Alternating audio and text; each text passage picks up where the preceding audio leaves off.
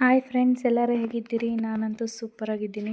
I hope ನೀವೆಲ್ಲರೂ ಚೆನ್ನಾಗಿದ್ದೀರಿ ಅಂತ ಭಾವಿಸ್ತೀನಿ.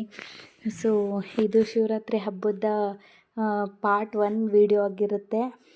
ಸೊ ಬೆಳಗ್ಗೆ ಎದ್ದು ಅದೆಲ್ಲ ಕಾಂಪೌಂಡ್ ಎಲ್ಲ ತೊಳೆದು ರಂಗೋಲಿನೂ ಹಾಕಿದ್ದೀನಿ. ಆ್ಯಕ್ಚುಲಿ ಹೇಳ್ಬೇಕಂದ್ರೆ ನನಗೆ ರಂಗೋಲಿ ಅಷ್ಟಾಗಿ ಬರ್ತಾ ಇರಲಿಲ್ಲ. ಈಗೀಗ ಸ್ವಲ್ಪ ಕಲಿತಾ ಇದ್ದೀನಿ ಅಷ್ಟೇ.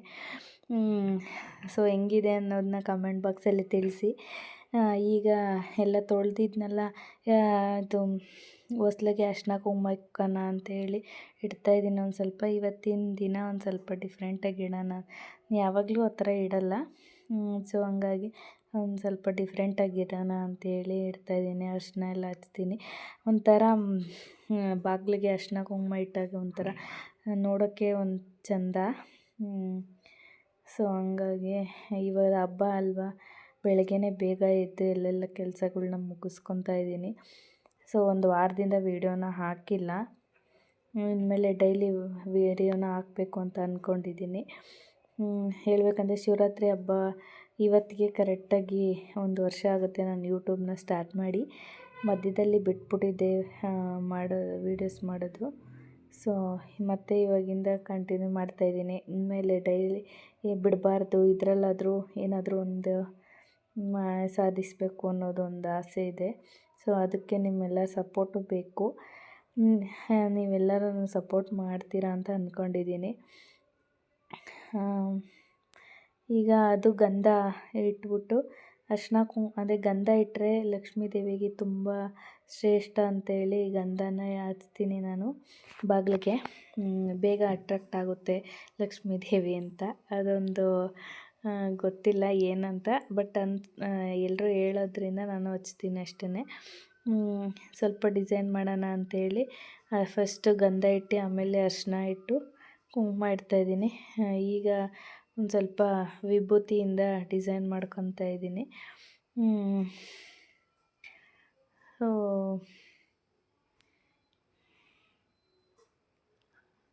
ಎಲ್ಲರಿಗೂ ಶಿವರಾತ್ರಿ ಹಬ್ಬದ ಶುಭಾಶಯಗಳು. ಇದು ವಿಭೂತಿಯಲ್ಲಿ ಹಚ್ಬೇಕಂದ್ರೆ ಸ್ವಲ್ಪ ಇದು ಡ್ರೈ ಆಗ್ತಾನೇ ಇರುತ್ತೆ. ಸ್ವಲ್ಪ ನೀರು ಹಾಕ್ಕೊಂಡು ಹಚ್ತಾನೇ ಇರಬೇಕು. ಈ ಥರ ಡಿಸೈನ್ ಇದು ಆರಿದ್ರೆ ಚೆನ್ನಾಗಿ ಕಾಣಿಸುತ್ತೆ ಅಂಥೇಳಿ ಮಾಡ್ತಾಯಿದ್ದೀನಿ.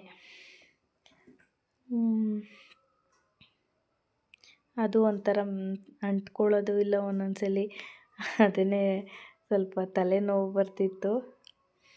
ಆದರೂ ಡಿಸೈನ್ ಮಾಡೋಣ ಅನ್ನೋ ಒಂದು ಮನಸ್ಸಿಂದ ಅಷ್ಟೇ ಮಾಡ್ತಾಯಿದ್ದೀನಿ. ಅದು ನೋಡಿದ್ರೆ ಡ್ರೈ ಆಗ್ತಾನೆ ಐತೆ. ನೀರು ಹಾಕ್ಕೊತಿದ್ದೀನಿ, ಡ್ರೈ ಆಗ್ತೈತೆ. ನೀರು ಜಾಸ್ತಿ ಹಾಕ್ಕೊಂಡ್ರೆ ಅದೆಲ್ಲನೂ ಸ್ಪ್ರೆಡ್ ಆಗುತ್ತೆ. ಸೊ ಹಾಗಾಗಿ ಒಂದು ಕಡೆ ಆಯಿತು, ಇನ್ನೊಂದು ಕಡೆನೂ ಇದು ಮಾಡ್ಕೊತಾ ಇದ್ದೀನಿ. ನೀವೆಲ್ಲ ಹೆಂಗೆ ಹಬ್ಬನ ಸೆಲೆಬ್ರೇಟ್ ಮಾಡಿದ್ರಿ ಅಂತ ನನಗೆ ಕಮೆಂಟ್ ಬಾಕ್ಸಲ್ಲಿ ತಿಳಿಸಿ. ಎಲ್ಲರೂ ಇವತ್ತು ಉಪವಾಸ ಇದ್ದೀರಾ. ನಮ್ಮಂಥವ್ರಿಗೆ ಸಪೋರ್ಟ್ ಮಾಡಿ, ಹೆಣ್ಮಕ್ಳಿಗೆ. ಅಂದರೆ ನಮ್ಮ ಮನೇಲಿ ಅಷ್ಟಾಗಿ ವೀಡಿಯೋಸ್ ಮಾಡೋಕ್ಕೆಲ್ಲ ಇಷ್ಟಪಡಲ್ಲ. ಆದರೂ ಏನಾದರೂ ಒಂದು ಸುಮ್ಮನೆ ಕೂತಿದ್ರೆ ಯಾವುದೂ ಆಗಲ್ತಲ್ಲ, ಅದರಿಂದ ಏನೋ ಒಂದು ಮಾಡಬೇಕು ಅಂತ ಯೂಟ್ಯೂಬ್ನ ಸ್ಟಾರ್ಟ್ ಮಾಡಿದೆ. ಬಟ್ ಕಂಟಿನ್ಯೂ ಮಾಡಿದರೆ ಇದ್ರಲ್ಲಿ ಏನೋ ಗ್ರೋತ್ ಆಗ್ತಿತ್ತು ಚಾನಲ್ ಅಂತ ಅನಿಸುತ್ತೆ. ಬಟ್ ಮಧ್ಯದಲ್ಲೇ ಒಂದು ಸ್ವಲ್ಪ ಇಶ್ಯೂಸಿಂದ ಬಿಟ್ಬಿಟ್ಟೆ ಅಷ್ಟೇನೆ. ಇನ್ಮೇಲೆ ಇಲ್ಲ ಮಾಡಬೇಕು ಅನ್ನೋದು ಒಂದು ಮನಸ್ಸಿಗೆ ಬಂದು ಮಾಡ್ತಾಯಿದ್ದೀನಿ. ಅದೇ ಥರ ಡಿಸೈನು ಆ ಕಡೆನೂ ಮಾಡ್ಕೊತಾ ಇದ್ದೀನಿ. ಸೊ ಇದು ಯಾವುದೋ ತರಕಾರಿ ಅಂಗಡಿದು ವಾಯ್ಸ್ ಬರ್ತಾಯಿದ್ದೇನು, ಸಾರಿ. ವಾಯ್ಸ್ ಓವರ್ ಕೊಡಬೇಕಾದ್ರೆ ಆ ಥರ ಇತ್ತು.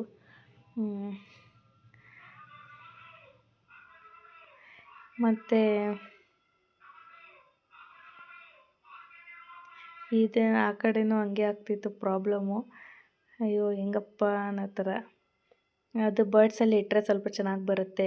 ಇದಕ್ಕೂ ಅಷ್ಟೇ, ದೇವ್ರ ಮನೆಯಲ್ಲಿ ಅರಿಶಿನ ಕುಂಕುಮ ಇಡಬೇಕಾದ್ರೂ ಅಷ್ಟೇನೆ ಸ್ವಲ್ಪ ಅದು ಬರ್ಡ್ಸಲ್ಲಿ ಇಟ್ಟರೆ ತುಂಬ ಚೆನ್ನಾಗಿ ಇದಾಗುತ್ತೆ, ಸ್ಪ್ರೆಡ್ ಆಗೋಲ್ಲ ಅರಿಶಿನ ಕುಂಕುಮ. ಯಾರಾದರೂ ಟ್ರೈ ಮಾಡೋಂಗಿದ್ರೆ ಟ್ರೈ ಮಾಡಿ, ತುಂಬ ಚೆನ್ನಾಗಿರುತ್ತೆ. ಮತ್ತು ಇಲ್ಲಿಗೆ ಮಾತ್ರ ಇದರಲ್ಲಿ ಇಟ್ಕೊಂಡೆ ವಿಭೂತಿಯಲ್ಲಿ. ಇನ್ನು ಇದು ಕೆಳಗಡೆ ಎಲ್ಲ ಅರಿಶಿನ ಕುಂಕುಮನೇ ಇಟ್ಕೊಂಡಿದ್ದೀನಿ. ಇನ್ನೊಂದ್ಸಲ ಎಲ್ಲ ಒಣಗೋಗೋ ಥರ ಆಗ್ಬಿಟ್ಟಿತ್ತಲ್ವ, ಸೊ ಹಂಗಾಗಿ ಇನ್ನೊಂದು ಸ್ವಲ್ಪ ಅರಿಶಿನ ಉಜ್ಕೊಂಡು ಈಗ ಇದ್ರ ಹತ್ರ ಈಗ ಬರೀ ಅರಿಶಿನ ಕುಂಕುಮ ಮಾತ್ರ ಇಟ್ಕೊತಾ ಇದ್ದೀನಿ.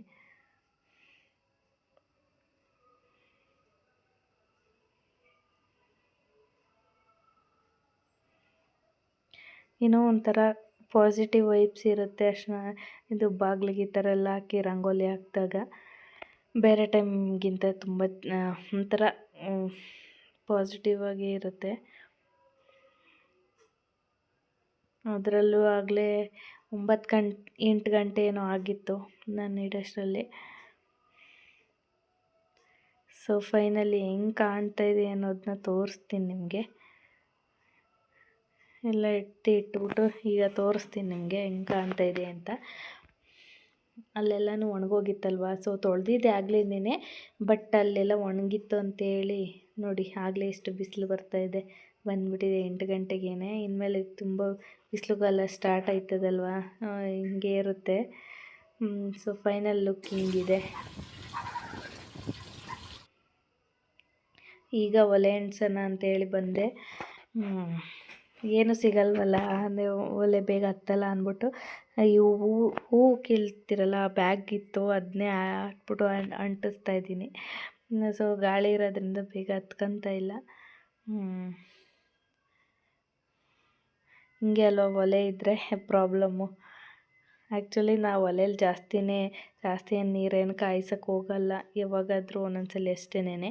ಇಲ್ಲ ಗೀಝರ್ ಇದೆ, ಗೀಝರಲ್ಲೇ ಉಯ್ಕೊಂತೀವಿ. ಆದರೆ ಕೂದಲು ಜಾಸ್ತಿ ಉದುರುತ್ತೆ ಗೀಝರಲ್ಲಿ, ಕರೆಂಟ್ದಲ್ವ ಅದರಿಂದ.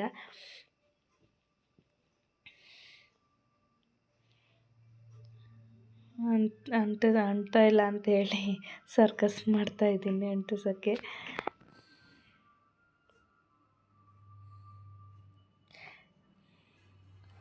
ಬೆಳಗ್ಗೆ ಕೆಲಸ ಇದ್ದರೆ ಇದೇ ಥರನೇ, ಅಲ್ಲಿ ಬೇರೆ ಕೆಲಸಗಳು ಇರುತ್ತಲ್ವ ಒಳಗಡೆ, ಅದರಿಂದ ಈಗ ಬೇಗ ಹತ್ಕೊಂಡ್ರೆ ಸಾಕು ಅಂತ ಅಂಟಿಸ್ತಾ ಇದ್ದೀನಿ.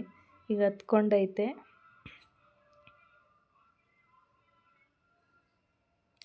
ಹಳ್ಳಿ ಕಡೆ ಹಿಂಗೆ ಅಲ್ವಾ, ಬೆಂಕಿ ಹಾಕ್ಬಿಟ್ಟು ಕಾಯಿಸ್ತಾ ಇರ್ತಾರೆ.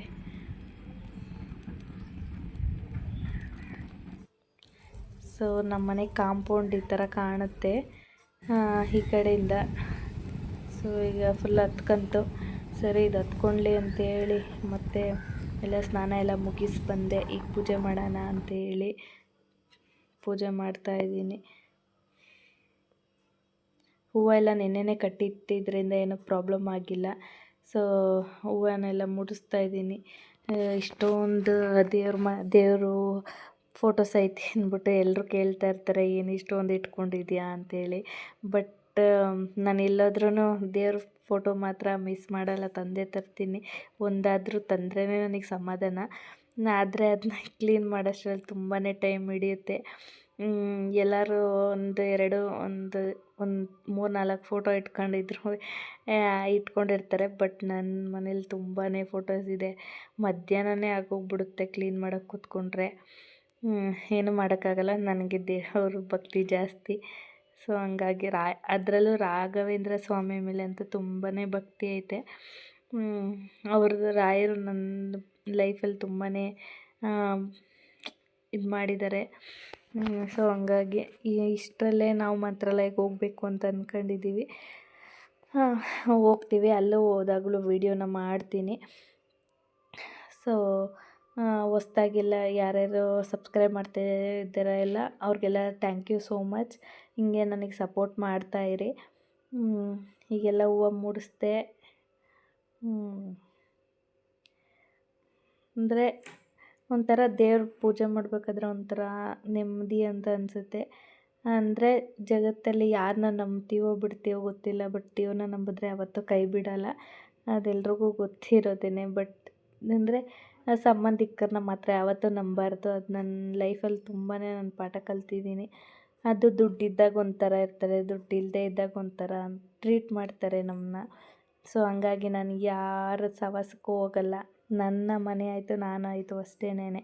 ಯಾರು ನನ್ನ ಜೀವನದಲ್ಲಿ ಯಾರೂ ಬೇಕಾಗಿಲ್ಲ ಅಂತ ತಿಳ್ಕೊಬಿಟ್ಟು ನನ್ನ ಪಾಡಿಗೆ ನಾನು ಇದ್ದೀನಿ. ಎಲ್ರೂ ಸುಮ್ಮನೆ ಅವ್ರ ಟೈಮ್ ಬಂದಾಗ ಅವ್ರಿಗೇನಾದರೂ ನಮ್ಮಿಂದ ಆಗಬೇಕಾಗಿದ್ರೆ ಮಾತ್ರನೇ, ನಮ್ಮ ಕಡೆಯಿಂದ ಏನಾದರೂ ಹೆಲ್ಪ್ ಇದ್ದರೆ ಮಾತ್ರನೇ ನಮ್ಮನ್ನು ನೋಡ್ಕೊತಾರೆ. ಬಟ್ ಇಲ್ಲಾಂದರೆ ಯಾರಿಗೂ ಆಗಲ್ಲ.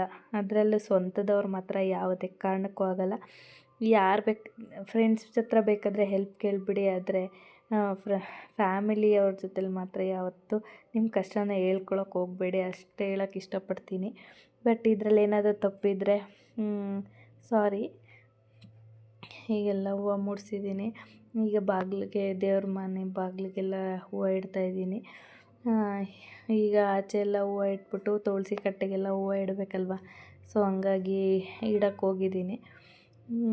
ನಮ್ಮ ಮನೆಯಲ್ಲೆಲ್ಲ ಹೂವು ಬೇಕಂದರೆ ಒಂದು KG 1.5 KG ಬೇಕು ಹೂವು. 2 ರೋಸು ಮತ್ತು ಶಾಮಂತಿಗೆ ಎರಡೂ ಅಂದರೆ 1.5 KG ಬೇಕು. ಅದರಲ್ಲೂ ಬಾಗಿಲಿಗೆ ಸ್ವಲ್ಪ ಕಮ್ಮಿನೇ ಆಯಿತು ಹೂವು. ಅದಕ್ಕೇ ತುಳಸಿ ಕಟ್ಟೆಗೆ ಹೂವು ಇಡೋಕ್ಕೆ ಹೋದೆ.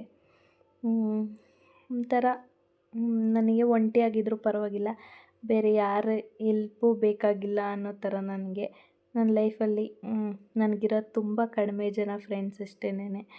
ಅದರಲ್ಲೇ ನಾನು ಖುಷಿಯಾಗಿದ್ದೀನಿ. ಬಟ್ ಈ ನಕಲಿ ಜನಗಳ ಒಂದು ಇದು ನನಗೆ ಬೇಡ ಅಷ್ಟೇ. ಅದರಿಂದ ನಾನು ಎಲ್ಲರನ್ನೂ ದೂರ ಇಟ್ಬಿಟ್ಟಿದ್ದೀನಿ. ಎಷ್ಟು ನಾವು ಒಳ್ಳೇದಂತ ಅಂದ್ಕೊಂಡಿರ್ತೀವೋ, ಯಾರನ್ನ ನಾವು ಜಾಸ್ತಿ ನಂಬಿರ್ತೀವೋ, ಸೊ ಅಲ್ಲಿ ನಾನು ತುಂಬಾ ನೋವು ಪಡಬೇಕಾಗುತ್ತೆ. ಅದು ನನಗೆ ತುಂಬಾ ಚೆನ್ನಾಗಿ ಕಲಿಸ್ಬಿಟ್ಟಿದ್ದಾರೆ ಪಾಠನ. ಹಾಗಾಗಿ ನಾನು ದೇವ್ರನ್ನ ಬಿಟ್ಟರೆ ನನ್ನ ಕಷ್ಟ ಏನಿದ್ರೂ ದೇವ್ರ ಹತ್ರ ಹೇಳ್ಕೊತೀನಿ, ಇಲ್ಲ ನಾನು ಒಂದಿಬ್ಬರು ಫ್ರೆಂಡ್ಸ್ ಹತ್ರ ಹೇಳ್ಕೊತೀನಿ ಅಷ್ಟೇನೆ. ಅವರು ಯಾಕೆಂದರೆ ನನಗಷ್ಟು ನಾನು ನಂಬಿರೋ ಅಂದರೆ ಒಂದಿಬ್ಬರೇ ಫ್ರೆಂಡ್ಸ್ ಅಷ್ಟೇನೆ. ಬೇರೆ ಯಾರ ಹತ್ರ ನನ್ನ ಕಷ್ಟ ಆಗಲಿ ಸುಖ ಆಗಲಿ ಏನೂ ಹೇಳ್ಕೊಳಕ್ಕೆ ಹೋಗಲ್ಲ.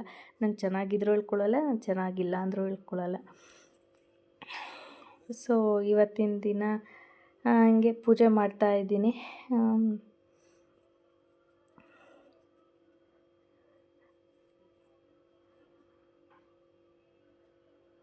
ಪೂಜೆ ಮಾಡೋವಾಗ ಒಂಥರ ಖುಷಿಯಾಗ ಫಸ್ಟು ನಾನು ಮಾಡೋದೇ ರಾಘವೇಂದ್ರ ಸ್ವಾಮಿಗೆ. ಏಕೆಂದರೆ ನನಗೆ ಇಷ್ಟು ಕಷ್ಟ ಅಂದರೆ ಅಯ್ಯೋ ನನ್ನ ಜೀವನನೇ ಬೇಡ ಅನ್ನೋ ಪರಿಸ್ಥಿತಿಯಲ್ಲಿ ನನ್ನ ಕೈ ಹಿಡ್ದಿದ್ದು ನಮ್ಮ ರಾಯರು ಮಾತ್ರನೇ. ಸೊ ಹಂಗಾಗಿ ನಾನು ರಾಯರನ್ನ ತುಂಬ ನಂಬ್ತೀನಿ. ಈ ನಡುವೆ ಸ್ವಲ್ಪ ಕಡಿಮೆ ಆಗಿದೆ ಪೂಜೆ ಮಾಡೋದು. ಬಟ್ ನಾನು ಫಸ್ಟೆಲ್ಲನೂ ಡೈಲಿ ಪೂಜೆ ಮಾಡ್ತಿದ್ದೆ, ಡೈಲಿ ರಾಯರಿಗೆ ನಂಬ್ಕೊತಿದ್ದೆ, ಡೈಲಿ ಬೇಡ್ಕೊತಿದ್ದೆ. ಬಟ್ ಈಗ ಸ್ವಲ್ಪ ಕಮ್ಮಿ ಮಾಡಿದ್ದೆ. ಸ್ವಲ್ಪ ಕೆಲಸದಲ್ಲಿ ಬ್ಯುಸಿಯಾಗಿದ್ದೀನಿ ಅಷ್ಟೇ, ತೋಟದ ಕೆಲಸದಲ್ಲಿ. ಇವತ್ತೇ ನಾನು ಒಂದು 2 ಡೇಸಿಂದ ಅಷ್ಟೇ ನಾನು ಮನೇಲಿರೋದು. ಆಮೇಲೆ ತೋಟಕ್ಕೆ ಹೋಗ್ಬಿಡ್ತೀನಿ. ಯಾಕೆಂದರೆ ಮನೇಲಿದ್ದರೆ ಯಾವುದಾದ್ರೂ ಒಂದು ಬೇಜಾರು, ಏನೇ ಒಂದು ಅಕ್ಕಪಕ್ಕದಲ್ಲಿ, ಹಾಗೆಲ್ಲ ಬೇಡ ಅಂದ್ಬಿಟ್ಟು ತೋಟಕ್ಕೆ ಹೋಗ್ಬಿಡ್ತೀನಿ. ಅಲ್ಲಿ ನೆಮ್ಮದಿಯಾಗಿರ್ತೀನಿ ಸಾಯಂಕಾಲವರೆಗೂ. ಆಮೇಲೆ ಸಾಯಂಕಾಲ ಬರ್ತೀನಿ, ಮನೆ ಕೆಲಸ ಅದು ಇದು ಅಂತೇಳಿ ನನ್ನ ಟೈಮ್ ಮುಗ್ದೋಗುತ್ತೆ. ಲೈಫಲ್ಲಿ ಬ್ಯುಸಿ ಇದ್ದರೆ ಯಾವುದೂ ನಮಗೆ ಮೈಂಡಿಗೆ ಬರೋಲ್ಲ, ಎಷ್ಟು ಬೇಜಾರು ಆಗೋಲ್ಲ. ಸೊ ಹಂಗಾಗಿ ನಾನು ಜಾಸ್ತಿ ಬ್ಯುಸಿಯಾಗಿರೋಕ್ಕೆ ಟ್ರೈ ಮಾಡ್ತೀನಿ. ಮನೇಲಿ ಇದ್ದಾಗಲೂ ಅಷ್ಟೇ, ಏನಾದರೂ ಒಂದು ಕೆಲಸದಲ್ಲಿ ಬ್ಯುಸಿ ಇರ್ತೀನಿ. ಸೊ ಹಂಗಾಗಿ ಈಗ ಯೂಟ್ಯೂಬ್ ಮಾಡ್ತಾ ಇರೋದ್ರಿಂದ, ಬಟ್ ನಮ್ಮ ಫ್ಯಾಮಿಲಿಯಲ್ಲಾಗಿರಲಿ ಯಾರಿಗೂ ನಾನು ಯೂಟ್ಯೂಬ್ ವೀಡಿಯೋ ಮಾಡ್ತಾಯಿದ್ದೀನಿ ಅಂತ ಯಾರಿಗೂ ಗೊತ್ತಿಲ್ಲ. ನನ್ನ ಹಸ್ಬೆಂಡ್ಗೆ ಬಿಟ್ಟರೆ ಅವ್ರು ನನಗೆ ಸಪೋರ್ಟ್ ಮಾಡ್ತಾರೆ, ಮಾಡು ಅಂತ. ವೀಡಿಯೋಸ್ ಮಾಡಿಲ್ಲ ಅಂದರೆ ಯಾಕೆ ವೀಡಿಯೋಸ್ ಮಾಡಿಲ್ಲ ಅನ್ನೋ ಥರ ಹೇಳ್ತಾರೆ. ಬಟ್ ಅದಕ್ಕೆ ನನಗೆ ತುಂಬ ಖುಷಿ ಆಗುತ್ತೆ. ಬಟ್ ನಮ್ಮ ಫ್ಯಾಮಿಲಿಯಲ್ಲಿ ವೀಡಿಯೋಸ್ ಮಾಡೋದಕ್ಕೆಲ್ಲನೂ ಅವ್ರಿಗೆ ಹೆಂಗಂದರೆ ಇಷ್ಟ ಆಗಲ್ಲ. ಸೊ ಹಂಗಾಗಿ ನಾನು ಊರಿಗೆಲ್ಲಾದ್ರೂ ಹೋಗಿ ವೀಡಿಯೋ ಮಾಡೋಕ್ಕೆ ನಾನು ಅದಕ್ಕೆ ವೀಡಿಯೋನ ಮಾಡಲ್ಲ.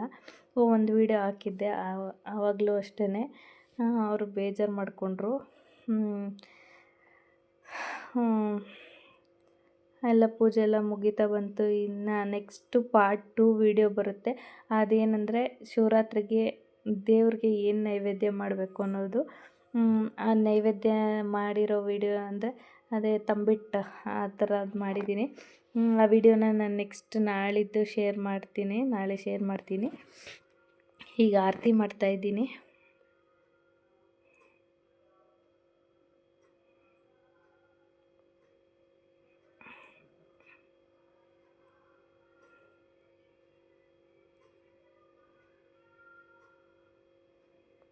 ಈಗ ಆರತಿ ಮಾಡಬೇಕಾದ್ರೆ ಗಾಳಿಗೆ ಆರೋಗ್ಬಿಡ್ತು, ಮತ್ತೆ ಬಂದುಬಿಟ್ಟು ಹಚ್ಕೊಂಡು ಹೋಗ್ತಾಯಿದ್ದೀನಿ. ಸೊ ಈ ವಿಡಿಯೋ ಸ್ವಲ್ಪ ಆದರೂ ಇಷ್ಟ ಆದರೆ ಪ್ಲೀಸ್ ಲೈಕ್ ಮಾಡಿ, ಕಮೆಂಟ್ ಮಾಡಿ, ಶೇರ್ ಮಾಡಿ. ಪ್ಲೀಸ್ ನನ್ನ ಚಾನಲ್ನ ಸಬ್ಸ್ಕ್ರೈಬ್ ಮಾಡಿ. ಪಕ್ಕದಲ್ಲೇ ಇರೋ ಬೆಲ್ ಐಕನನ್ನು ಕ್ಲಿಕ್ ಮಾಡಿ. ನಾನು ಯಾವುದೇ ವಿಡಿಯೋ ಹಾಕಿದ್ರೂ ಅದು ನಿಮಗೆ ಫಸ್ಟ್ ನೋಟಿಫಿಕೇಷನ್ ಬರುತ್ತೆ, ಆಗಲೇ ಆ ವಿಡಿಯೋನ ನೋಡ್ಬೋದು. ಕೀಪ್ ಸಪೋರ್ಟಿಂಗ್ ಅಂತ ಕೇಳೋಕ್ಕೆ ಇಷ್ಟಪಡ್ತೀನಿ. ಸೊ ಹ್ಯಾಪಿ ಶಿವರಾತ್ರಿ ಎಲ್ಲರಿಗೂ. ಎಲ್ಲರ ಲೈಫಲ್ಲಿ ಆ ಶಿವ ಎಲ್ಲರಿಗೂ ಒಳ್ಳೇದು ಮಾಡಲಿ ಅಂತ ನಾನು ಕೇಳ್ಕೊತೀನಿ. ಸೊ ಈಗ ಹತ್ರದಿಂದ ಒಂದು ದೇವ್ರ ಫೋಟೋಸ್ನ ತೋರಿಸ್ತೀನಿ.